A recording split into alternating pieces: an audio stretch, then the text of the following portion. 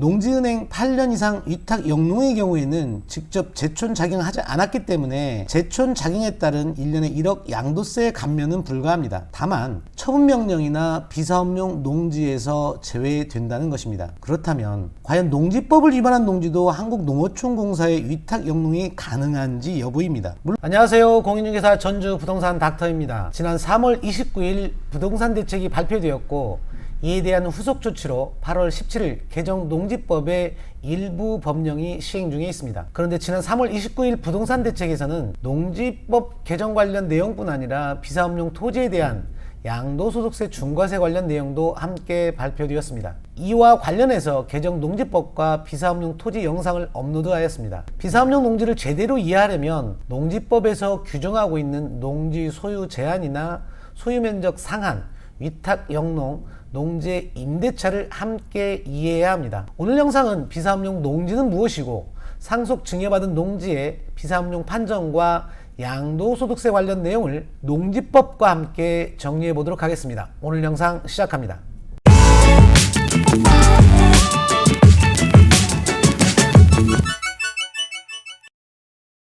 비사업용 토지 양도소득세 중과세 관련 소득세법 개정이 입법 예고되었는지 시행 시기에 관한 질문도 있었습니다. 부동산 대책이 발표될 때마다 시행 시기를 두고 갑론을박이 있는데요. 부동산 투기근절 및 재발방지 대책으로 지난 3월 29일 발표된 대책 발표문을 보면 투기적 거래의 기대 수익을 축소하겠다며 단기 보유 토지에 대한 양도소득세 중과세 인상을 예고하면서 시행 시기를 2022년 1월 1일로 발표하였고, 또한 비사업용 토지에 대한 양도세 강화를 하겠다며 비사업용 토지가 무엇인지는 뒤에서 살펴보기로 하겠습니다. 비사업용 토지에 가산되는 중과세율 인상과 장기 보유 특별공제 적용도 배제하겠다라고 했습니다. 이 또한 시행 시기는 22년 1월 1일부터라고 발표하였습니다. 3.29 부동산 대책에서 발표된 토지 관련 내용을 요약해보면 단기 보유 토지 양도세율을 1년 미만의 경우 70%, 1년 이상 2년 미만의 보유 경우에는 60%로 인상하고,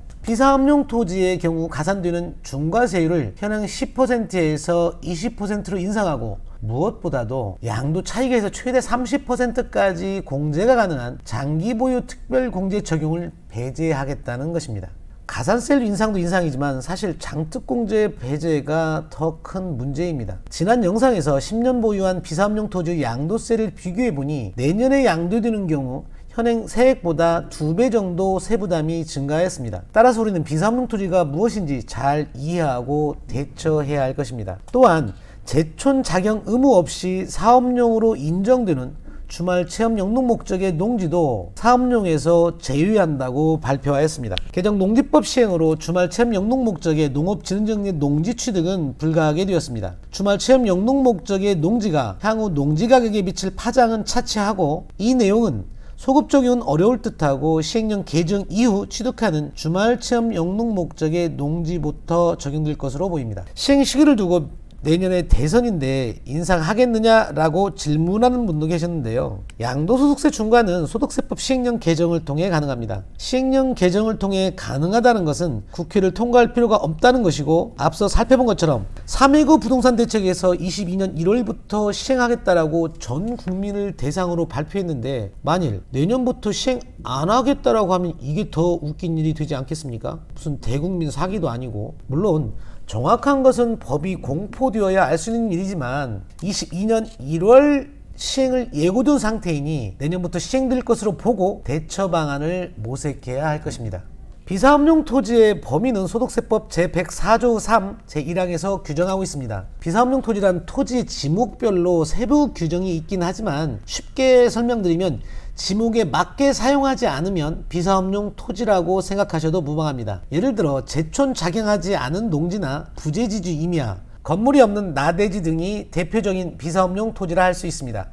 그런데 기간 기준이 있습니다. 당해 토지를 보유하는 기간 동안에 일정 기간 이상을 지목에 맞게 직접 사업에 사용한 경우에는 비사업용 토지에서 제외하겠다는 것입니다. 따라서 해당 토지를 보유하는 기간에 아래 세 가지 중 하나에 해당하면 사업용 토지로 간주됩니다. 사업용 토지란 양도일 직전 3년 중 2년 이상을 직접 사업에 사용한 경우, 양도일 직전 5년 중 3년 이상을 직접 사업에 사용한 경우, 아니면 해당 토지를 보유기간 중 60% 이상을 직접 사용한 경우에 있는 사업용 토지로 간주한다는 내용입니다. 이 기간 기준은 사업용 비사업용 토지를 판정할 때 지목에 관계없이 모든 토지에 공통적으로 적용되는 기간 기준입니다. 따라서 이 내용을 잘 인지하시고 활용할 방안을 모색해 보아야 할 것입니다. 예를 들어 10년 이상 부재지주로서 보유한 임야가 있다고 가정해보면 내년부터는 장기보유 특별공제 적용이 배제되고 기본세율의 20%에 가산된 중과세율이 적용됩니다.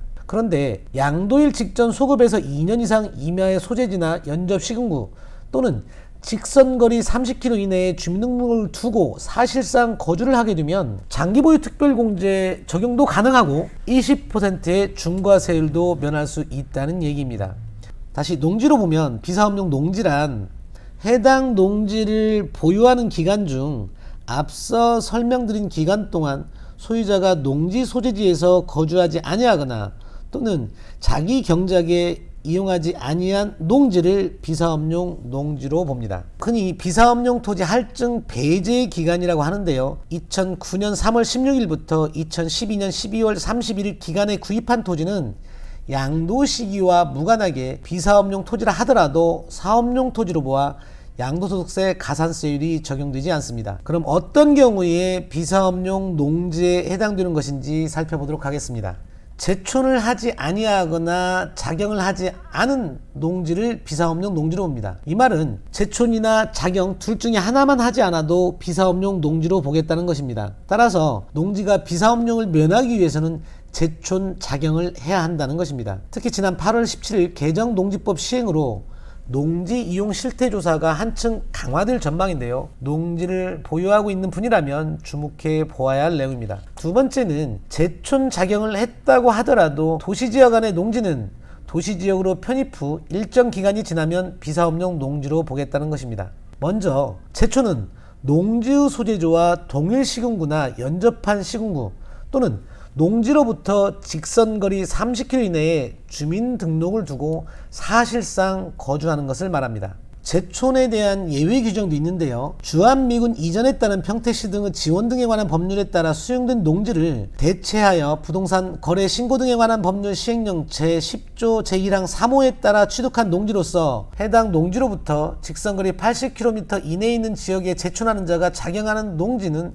사업용 농지에 해당됩니다. 작용은 말 그대로 농지 소유자가 직접 경작하는 것을 말하는데요. 소유농지의 농작물이나 다년생 식물 재배에 상시 종사하거나 또는 농작업 2분의 1 이상을 자기의 노동력에 의하여 농작물을 경작하거나 재배하는 것을 작용이라고 합니다. 그런데 실제 작용을 했다고 하더라도 사업소득과 근로소득을 합산해서 3,700만원 이상이거나 사업 총 수익 금액이 일정 금액 이상인 경우에는 작용 기간에서 제외됩니다. 물론 여기에서 말하는 소득에는 농업 임업소득이나 농가 부업소득, 부동산 임대소득은 제외됩니다. 사실 중요한 것은 이 금액을 초과하면 실제 작용을 했더라도 작용 기간에서 제외된다는 내용입니다. 양도소득세는 납세자가 자진 신고하고 납부하는 세금이기 때문에 일단 감면신고나 사업용으로 신고해도 접수가 됩니다. 그런데 과세관청이 점점 제촌 작용에 대한 현장 확인을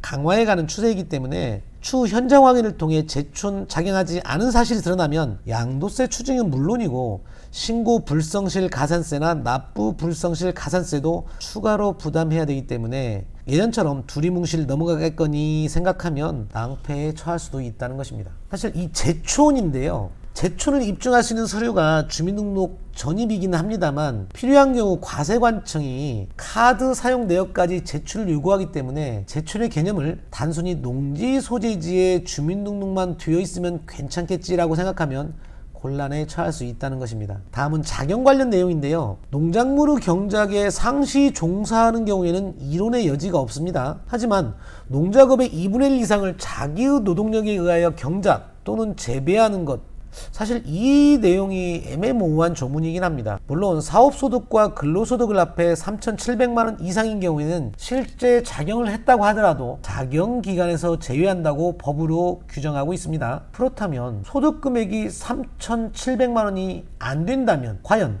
농작업의 2분의 1 이상을 자기의 노동력으로 경작한 것으로 인정해 줄 것이냐입니다. 농지에 8년 제촌 작용에 따른 1억 원 감면은 산출 세액에서 감면이 되는 것이기 때문에 결코 작은 금액이 아닙니다. 조세 심판원과 대법원 판례의 작용 기준을 살펴보도록 하겠습니다. 객관적인 증빙이 부족한 경우라고 판정된 경우인데요. 청구인이 제시하는 농약, 비료 판매 내역서는 발행자의 신고 내역이 검증되지 않은 소매상이 발행한 것이어서 신빙성이 없고, 농지원부나 조합원 증명서, 사실 확인서 등은 청구인이 쟁점 농지를 직접 경작하였음을 확인할 수 있는 객관적인 증빙자료로 보기 어렵다고 판정하였습니다. 여기서 특히 농지원부가 작용을 입증할 수 있는 절대적 증빙 서류가 아니라는 점에 주목할 필요가 있습니다. 작용 관련 대법원 판례를 보면 농작업의 대부분을 타인에게 맡겨 수행한 경우 벼농사에 필요한 농작업 중 모짜리 만들기와 기계로 할 수 있는 작업 등 대부분을 타인에게 돈을 주고 맡겨 수행하여 직접 작업한 부분은 전체 농작업 중 50%에 미치지 못할 것으로 보이므로 자격 요건을 갖추지 못하였다고 대법원에서 판례하고 있습니다. 위 사례에서 우리가 주목해야 할 것은 감면 신청을 하게 되면 사업소득이나 근로소득이 3,700만 원 미만이라고 하더라도 사실상 작용을 하지 않았다면 작용으로 인정받기가 쉽지 않다는 점을 유념해야 합니다.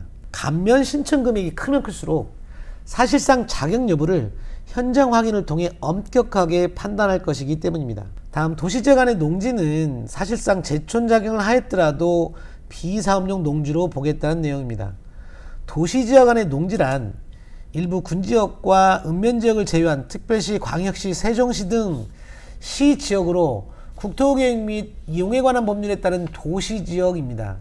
국회법의 도시지역이라 하면 주거상업 공업 녹지지역인데요.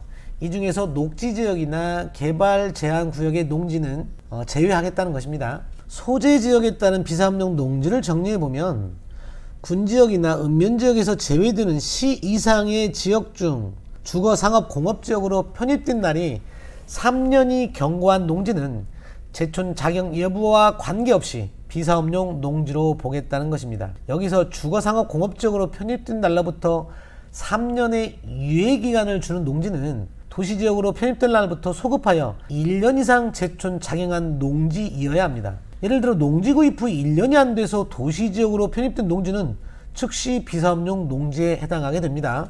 다음은 상속 증여받은 농지의 양도소득세를 살펴보도록 하겠습니다. 8년 이상 제촌 작용하게 되면 1년에 1억 원 양도세 감면 내용과 내년부터 중과되는 사업용, 비사업용 농지를 구분해서 살펴보시기 바랍니다. 지난 녹화 영상을 잠시 시청하시겠습니다.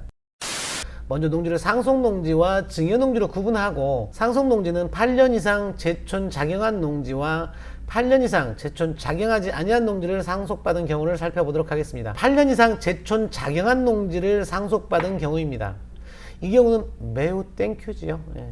상속일로부터 3년 이내에 양도할 경우 제촌 작용 여부에 관계없이 1년에 1억 원까지 양도소득세 감면이 가능합니다. 만약 상속일로부터 3년이 경과했다면 1년 이상 제촌 작용하고 양도하는 경우에 1년에 1억 원까지 세금 감면이 가능합니다. 또한 상속일로부터 제촌 작용 여부에 관계없이 8년 이상 제촌 작용한 농지를 상속받은 경우에는 사업용 토지에 해당하게 됩니다. 8년 이상 제촌 작용하지 아니한 농지를 상속받은 경우에는 8년의 제촌 작용 감면을 받기 위해서는 피상속인의 제촌 작용한 기간과 상속인의 제촌 작용 기간을 합산해서 8년 이상이 되는 경우에 1억 원까지 양도세 감면이 가능합니다. 또한 상속일로부터 5년 이내에 양도하는 경우 제촌 작용 여부에 관계없이 사업용 토지에 해당하게 됩니다. 만약 상속일로부터 5년이 경과되었다면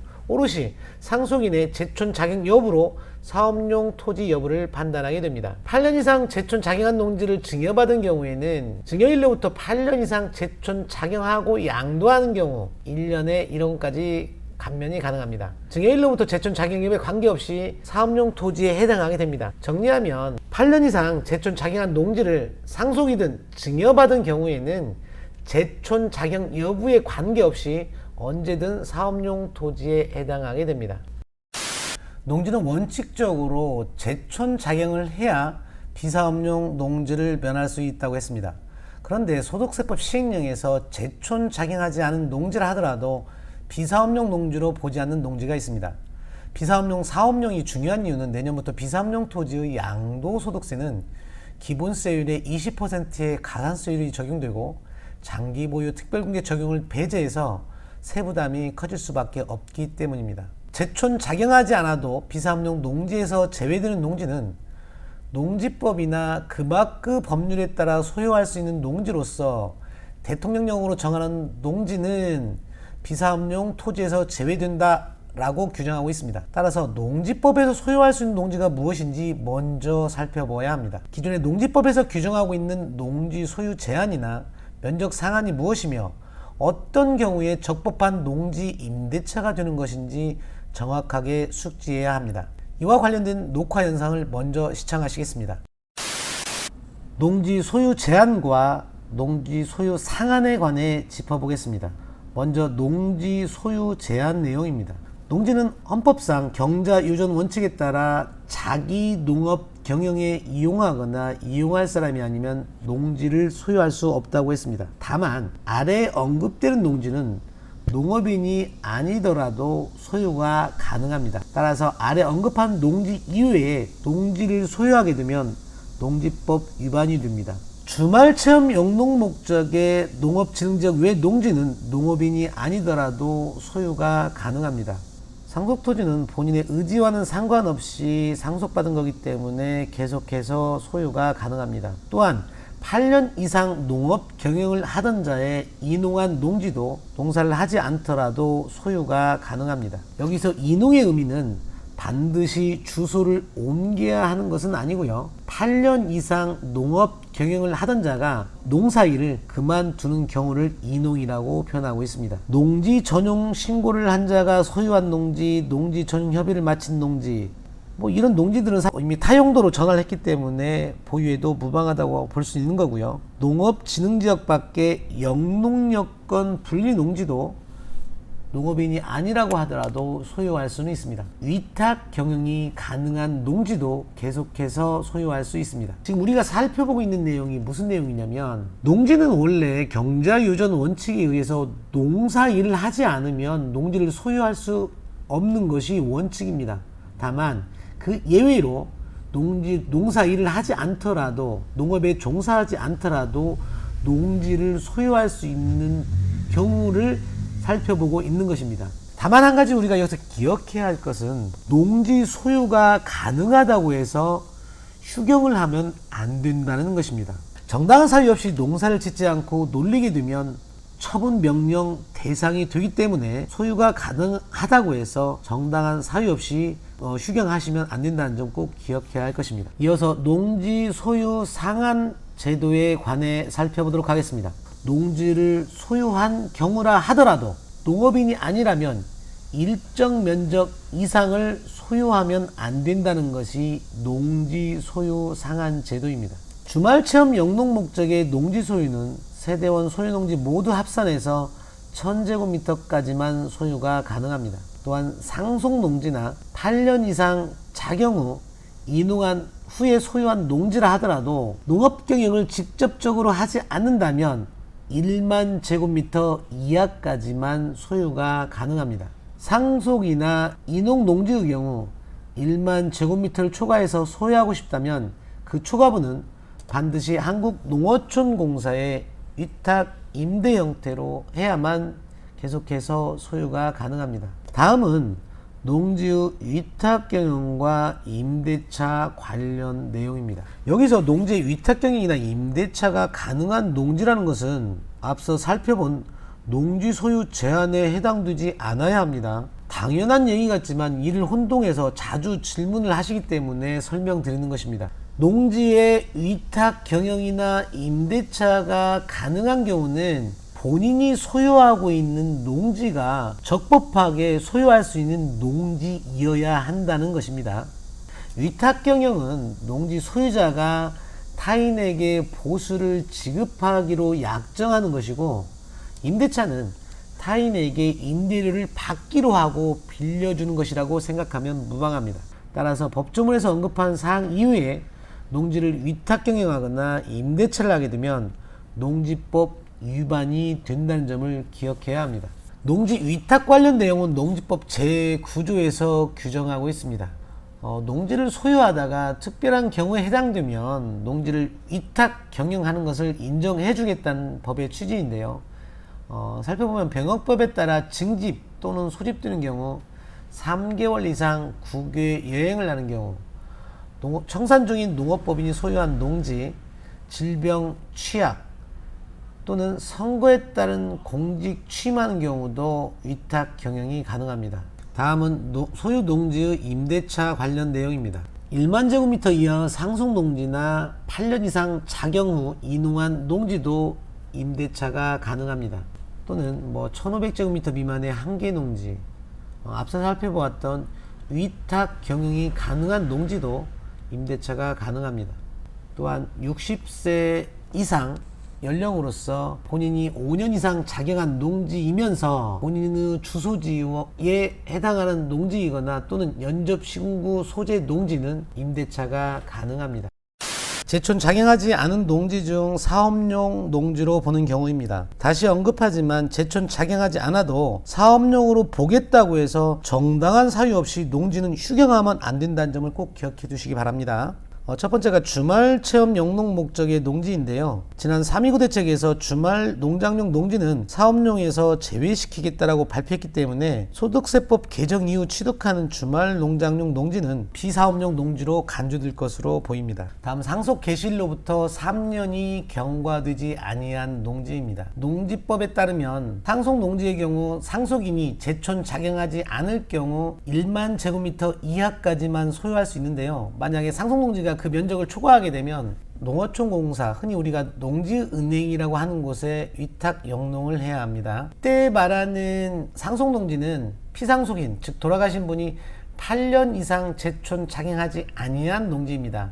왜냐하면 돌아가신 분이 8년 이상 제촌 작용한 농지를 상속받은 경우에는 양도 시기와 무관하게 사업용 토지로 간주됩니다. 따라서 우리 아까 앞서 살펴보았지만 사업용 토지로 보는 기간 기준, 양도 직전 5년 중 3년 이상 사업용 토지로 활용한 경우에는 사업용 토지로 보겠다라는 기간 기준에 따라서 상속받은 농지는 5년 이내에 양도를 하게 되면 사업용 토지로 간주됩니다. 앞서 살펴본 것처럼 이농농지도 5년 이내에 양도하는 경우에는 사업용 토지로 간주됩니다. 다음은 질병, 고령, 징집, 취약 등 그 밖에 기획재정부령이 정하는 부득이한 사유로 작용할 수 없는 농지는 제촌 작용하지 않더라도 비사업용 농지로 보지 않겠다는 내용인데요. 이 경우에는 세부 기준들이 다 일일이 적용하고 있기 때문에 여기에 관계된 분들은 소득세법 시행령 제168조 8 제3항을 참고하셔야 될 것입니다. 다음은 지난 8월 17일 개정농지법 시행으로 농지이용 실태조사가 강화될 것으로 예상되짐에 따라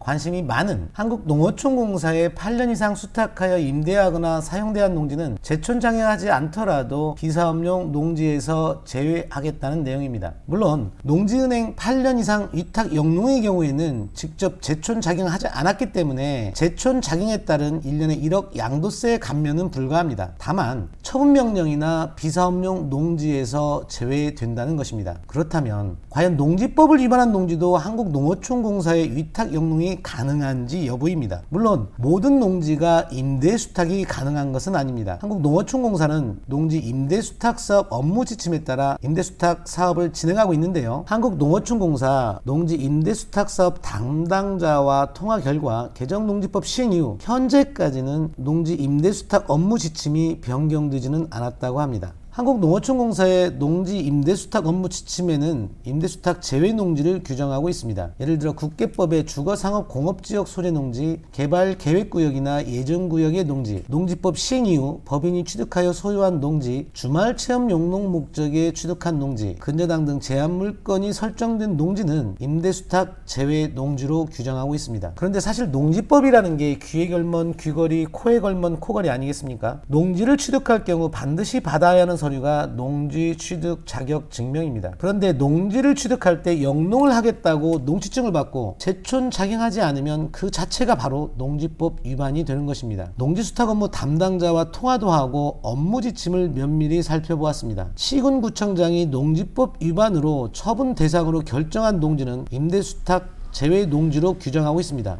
여기서 처분 대상으로 결정되는 시점은 시장 군수 또는 구청장이 청문 절차 등 당사자의 의견을 들은 후 처분 의무 부과 대상으로 최종 확정한 시기를 말하는 것입니다. 다만 농지법 위반으로 처분이 결정되지는 않았지만 농지 이용 실태 조사 시 처분 대상으로 적발된 농지는 최종 확정 시까지 수탁 계약이 유보됩니다. 그렇다면 일반적인, 여기서 좀 일반적이라는 말이 우습긴 합니다만 지금까지는 유명무실한 농지법 때문에 대부분 농지법을 위반하고 있으니 하는 얘기입니다. 일반적인 농지법을 위반한 농지도 임대수탁이 가능한지 여부입니다. 종합해보면 한국농어촌공사의 위탁을 의뢰하는 농지가 농지법 위반 농지인지 조사할 인력도 없을 뿐더러 현실적으로도 쉽지 않은 일입니다.